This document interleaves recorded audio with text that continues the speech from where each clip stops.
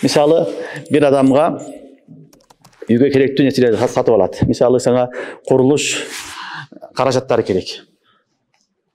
Жоқ, саңа тамақ ашқа азық керек дейlik. Тамақ ашқа азық керек. Сен барасындағы дүкенден не қыласың? Маңа бір айға тамақ аш беріп тұр дейсің. Bir aygacha жаза бересің. Анан айдын аяғын төлеп қоямын дейсің. Түшүнүңөрбү? Ушундай соолда азыр көйүп кетти.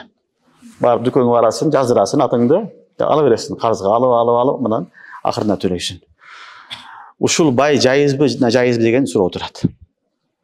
Эмнеге дегенде, ал алган нерселер соода болуп аткан учурда ал нерселер жок, жеп койгонсуң бардыгын. Сен bir ay алдын сатып алгансың аны. Соода bir ayдан кийин болуп атат. Аны жеп, hazım кылып бүткөнсүң. Түшүнүңөрбү? Bir aydan кийин келишим болуп аткан учурда ал жок нерсе. Магдум болуп атат. Ушу десе, шариатта уруксат берилеби, ушундай кылса болобу деген маселе турат.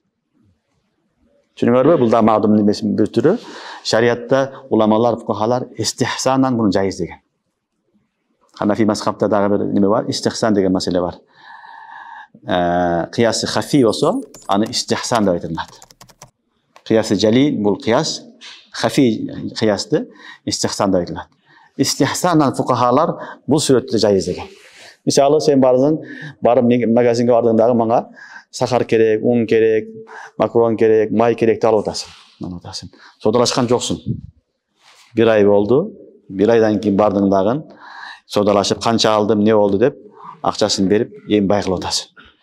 Бай болуп аткан учурда, сени алып аткан учурда, сатып аткан учурда эчтеке жок. Бул магдум нерсе. Түшүнүңөрбү? Бирок уламалар бай истижрарды дагы медеген экен, магдум болсо дагы истихсанан жайыз деген. İstihsana caiz.